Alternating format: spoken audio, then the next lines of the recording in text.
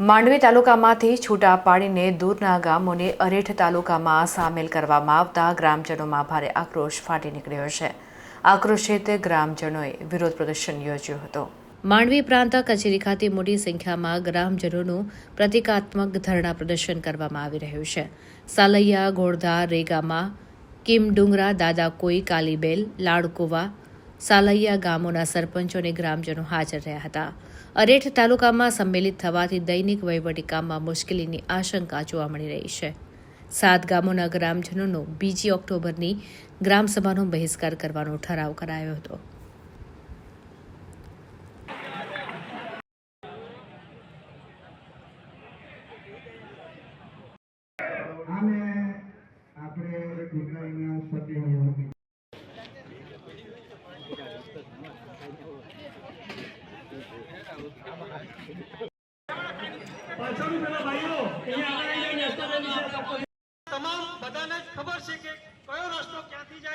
મારું નામ અંબેલાબેન ગમનભાઈ ચૌધરી, હું સાલૈયા ગામની રહેવાસી છું અને અમારું ગામ અરેઠ તાલુકામાં નાખ્યું છે। અમે ધરણા ઉતર્યા છું તો અમને માંડવી રહેવું જોઈએ, એ અમારી માંગણી છે અને અમે બધા આ રીતે ભેગા થયા છું।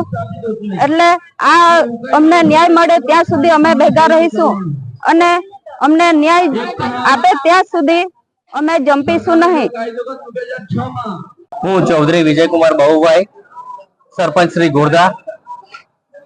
નવો અરેઠ તાલુકામાં વિભાજિત થવાથી 7 ગામોને જે અસર થઈ છે તેના વિરોધમાં આજે ધરણા પ્રદર્શન કરેલા છે અને કાલની સરકારશ્રીની જાહેર કરેલી ગ્રામ સભાનો અમે 7 ગામો ઘોડધા, કિમડુંગરા, લાડકુવા, રેગામા ગ્રુપ ગ્રામ પંચાયત, સાલૈયા, ભાટી અને કાલીબેલ સંપૂર્ણપણે બહિષ્કાર કરેલ છે।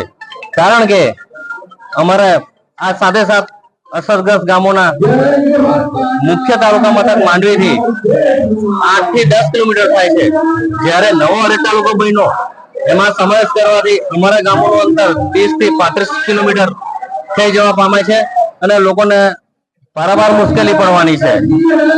અને આ જે વિભાજન કરવામાં આવ્યું છે એનો કોઈ પણ પ્રકારનો ગામ લોકોને કે ગામ સભાનો ઠરાવ લેવામાં આવ્યો નથી અને કોઈ પણ જાતની સંમતિ લેવામાં આવી નથી ને નજીકના જે ગામડા છે 5 થી 7 કિલોમીટરના પીપરિયા, ખંજરોલી, ગવાછી, ખરોલી, નંદપોર વગેરે એ ગામડાઓને માંડવીમાં સમાવેશ કરેલો છે। તો અમારા સરકાર સમક્ષ એટલી જ માંગણી છે કે નજીકના જે ગામો 8 થી 10 કિલોમીટરમાં આવે છે એ ગામડાઓને અરેઠમાં સમાવેશ કરી દઈ અને અમારા જે 7 દૂરથી 30 થી 35 કિલોમીટર જેવા ગામડા થવા જાય છે, અસરગ્રસ્ત જે 7 થી 8 ગામો છે એ લોકોને પાછા માંડવી તાલુકામાં પુનઃસ્થાપિત કરે એવી અમારી લાગણી અને માગણી છે।